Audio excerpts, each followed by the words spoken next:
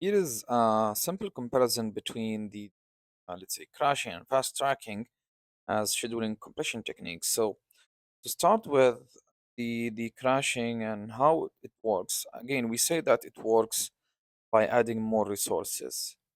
And the key benefit of crashing here is you think of a faster task completion. And the risks are associated with crashing technique is it might have higher cost and potential burnout because you're adding more resources.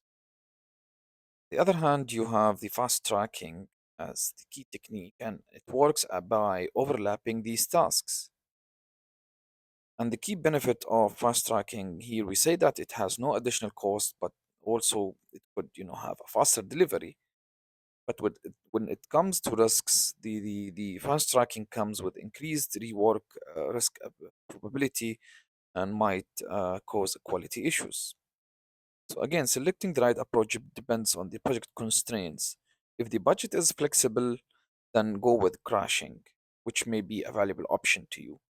But if the cost is a concern, then fast tracking can be applied to optimize the timeline without increasing the expenses.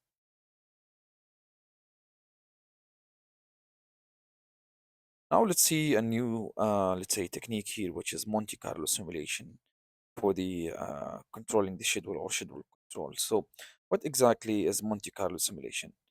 Monte Carlo simulation is a statistical method that models multiple project scenarios to assess the risks. It uses the probability distributions to predict the schedule outcomes. And to start with it or understanding how it works, you start with defining the time estimate. You start with inputting the best case and the worst case and most likely duration. After that, you define these time estimates for, let's say, these tasks or projects. You run simulation as a second step. So, running simulation means you run a thousands of scenarios or analyzing these thousand of scenarios and understanding, let's say, if there is a best case, there's a worst case, a most likely duration. So think of having all of these tasks with these simulations thousand times. So you analyze these thousand scenarios, and based on that, you interpret the results, and that will provide a probability distribution of project completion dates. Let's here have take an example on Monte Carlo simulation to make it more realistic to you. So let's say in an IT project, the estimated completion between 10 to 14 weeks. Okay, so 10 to 14 weeks. So the Monte Carlo simulation can be used to, let's say, determine or can determine a 90% probability of completion within 12 weeks. And that will help the stakeholders to set a realistic expectations.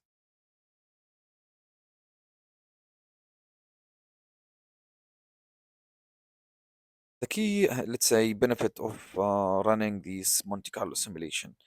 First benefit here is that you have a probabilistic estimate, which helps you to set a realistic deadlines. Also, you have the risk identification. Monte Carlo simulation highlights the potential schedule bottlenecks, remember. Also, it can help you in decision support to enable an informed contingency planning.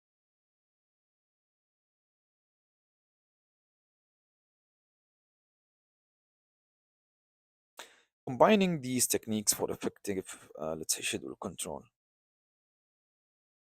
The key strategy is to combine these techniques and have an efficient change or an efficient, let's say, impact on your schedule control. Use the CPM or the critical path method to prioritize the critical tasks. Then you might also apply fast tracking or crashing. Again, depends on the cost, let's say, constraints that you have within your project to recover the lost time. And then finally, you can run, let's say, Monte Carlo simulation for the risk assessment, find more risks about the project tasks to help you by, let's say, having a probabilistic estimates and help you in taking a decision.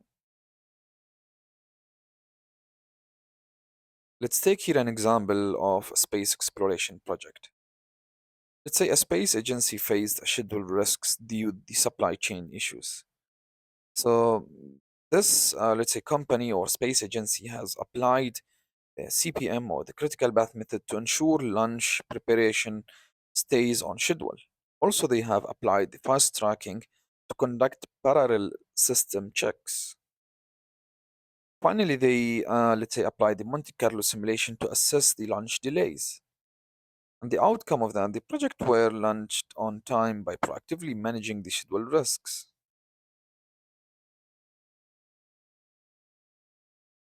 Summarize our session on scheduling or advanced scheduling controlling techniques with its, let's say, we dived into the steps and details.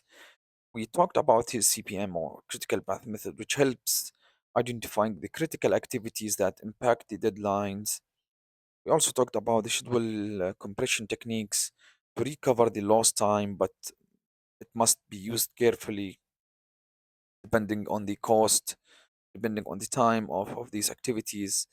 Talked also about the Monte Carlo simulation, which provides a data driven insight by having 1,000 or extra simulations for the best and the worst and the most likely scenarios of project completion dates or times. So the Monte Carlo simulation, again, it provides a data-driven insight for scheduling risk management. And combining these multiple techniques ensures a greater control over the project timelines.